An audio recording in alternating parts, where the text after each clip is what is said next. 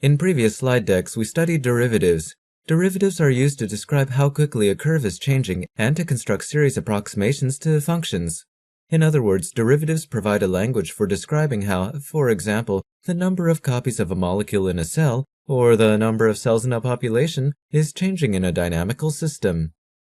A common purpose for using derivatives to write down how rapidly a quantity is changing is to figure out what changes will accumulate in a system over an interval of time. For example, we might specify how quickly the abundances of molecules are changing in a cell in order to be able to calculate how many molecules will be present at a later time. In future discussions, we will rely on familiarity with integrals to deduce changes accumulated over time from knowledge of how rapidly a system is changing at different times. The purpose of the present slide deck is to develop this familiarity. To accomplish this goal, we present 4 ideas in 4 videos. In this first video, we introduce the concept of a definite integral by thinking about the area under a curve. In the second video, we demonstrate the first fundamental theorem of calculus, which states that differentiation undoes integration. In the third video, we demonstrate the second fundamental theorem of calculus, which states, going the other way, that integration undoes differentiation. We close in the fourth video by presenting a change of variables rule that sometimes allows us to use patterns from integration tables even when listed patterns do not, at first, appear to match the patterns we want to study. We begin by introducing the concept of the definite integral. As with differential calculus, integral calculus is credited to Newton and Leibniz.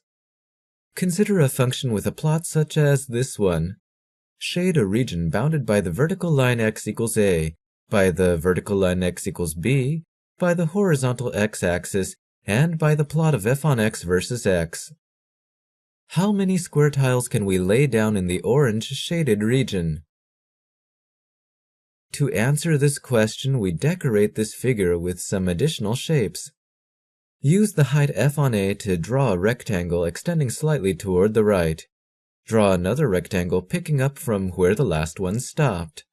And finally, draw the other 2 rectangles that bring us to the vertical line at x equals b.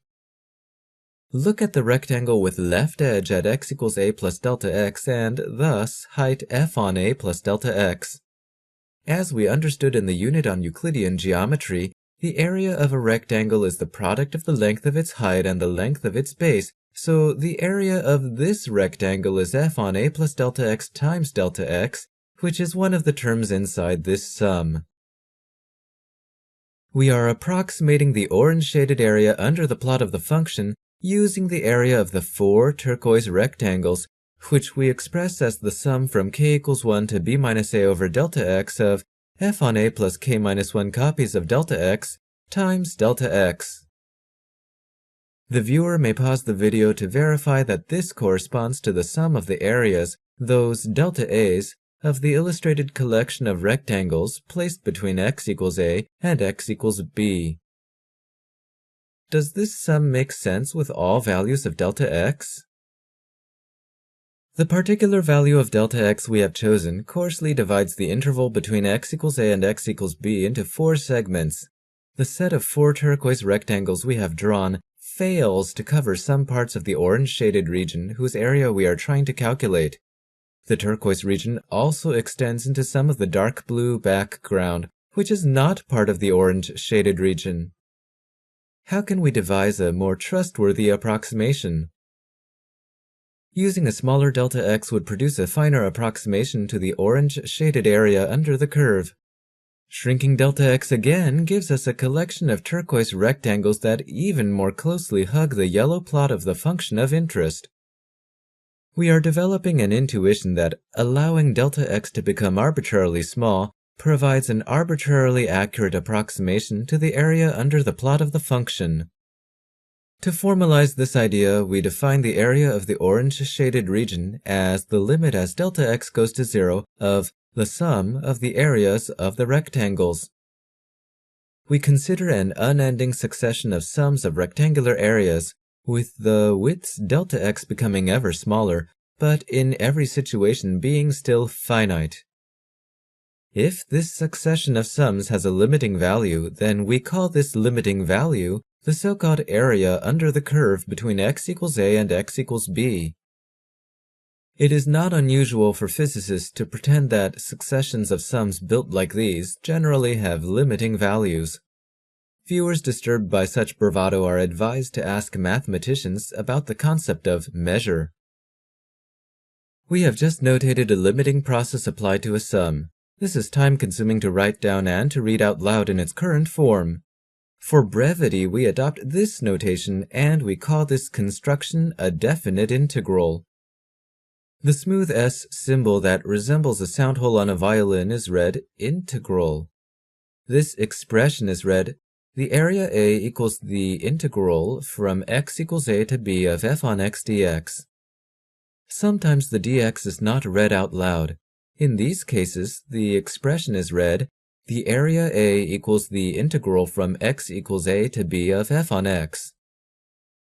The smooth S is meant to remind us of a notion of a sum, and the dx is meant to remind us of the notion of delta x shrinking.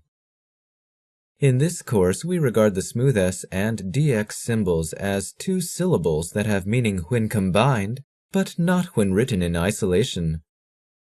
In the slide deck on differentiation, we were warned to avoid thinking of differentials as numbers in their own right. Instead, we were told to look for notions of coordinated shrinkage in situations where we saw a differential. The present situation is one of those times. Please pause the video to identify the quantity on this slide that is coordinately shrinking with delta x. We have just defined the definite integral in terms of a limit. This definition can be directly used to calculate the area under a curve. However, in physics it is not uncommon to forego the formal inspection of a limit when an alternative method for determining the area under a curve is obvious, at least at the level of informal intuition. As an example, we will calculate the area under a line. This is the plot for the function with association rule f on x equals 2x. We want to calculate the area of the orange-shaded trapezoid into which these progressively finer rectangles are melting. The trapezoid is composed of this red rectangle and this purple right triangle. The height of the rectangle is 2a. The right-hand wall of the trapezoid has height 2b, so the height of the purple triangle is the difference 2b minus 2a. To determine the area of the trapezoid, we determine the areas of the red rectangle and purple triangle individually. The rectangle has area equal to height times width, or 2a times quantity b minus a. The right triangle has area equal to half times height times width, or 1/2 times quantity 2b minus 2a times quantity b minus a. Cancel these factors of 2. One positive copy and one negative copy of a times quantity b minus a cancel each other, and the remaining terms collect neatly as quantity a plus b times quantity b minus a. Distributively multiplying or FOILing, we find that the area of the trapezoid equals b squared minus a squared. We conclude that the integral from x equals a to b of f on x dx, for this particular f on x anyway, is b squared minus a squared. In this video, we showed how the area under a curve can be given meaning using a formal definition in terms of a limiting process. We also showed an example of how direct application of the formal definition can be circumvented when the plot of the function under study is simple enough to allow the use of formulas from high school geometry. To motivate the following video, we pose a question. The area under the plot depends both on where we plant the boundary x equals a and on where we plant the boundary x equals b. If we regard the initial boundary x equals a as fixed, then the derivative of the area uppercase A with respect to b evaluated at x equals 2x. This happens to be the association rule with which we began, namely f on x equals 2x. If you've taken a course in calculus in the past, you should know that this is no accident. Do you remember why? Taking a derivative undoes integration. We demonstrate this theorem in the next video.